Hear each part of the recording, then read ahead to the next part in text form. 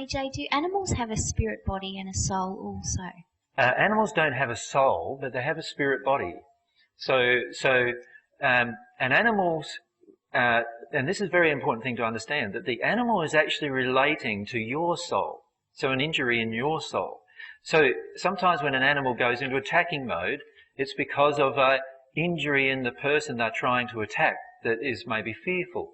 And many of you have noticed that if you're afraid of a dog, then a dog seems more inclined to bark at you and be upset with you. They're feeling your fear and responding and reflecting that back to you. And that is a natural thing in all of the plant life and all of the animal life on this planet. They all reflect back at you your emotion. So you will find that with animals, and particularly, dogs or domesticated animals, they're actually reflecting your emotion constantly. Now, there's been many studies about this, scientific studies, where, a man who's had a dog at home, he goes to work. When he leaves work and goes home, the dog waits at the door as he's leaving work. The dog knows that he's leaving work, right? And then he changes his timetable.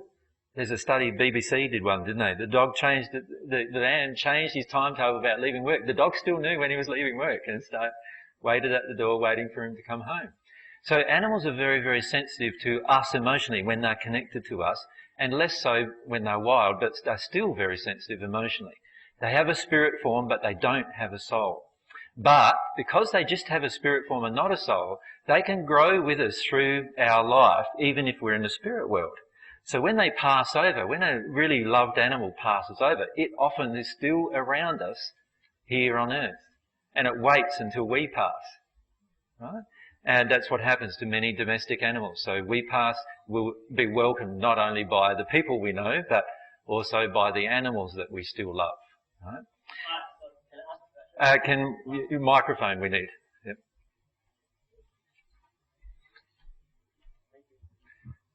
I'm just curious with the emotional release and free will and moral that you talk about.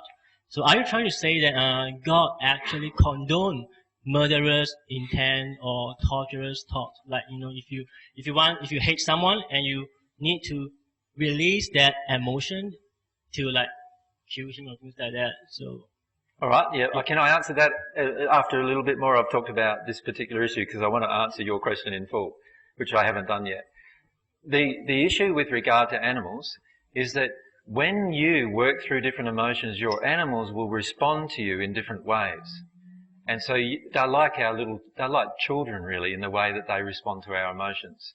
So yes, animals do have a spirit body. They do not have a soul, but we often feel like they have a soul because they're actually responding to our emotion. Right? And by the way, it's our suppressed emotions that they're responding to, or our denied emotions.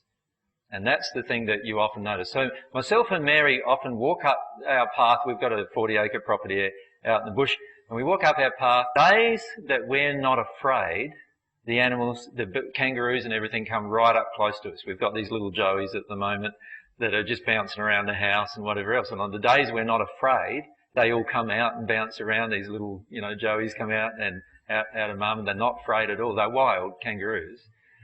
But as soon as we come up from our tent afraid, we don't hardly see any of them at all, or we walk out the door and they're off just because of our emotion. Does that make sense?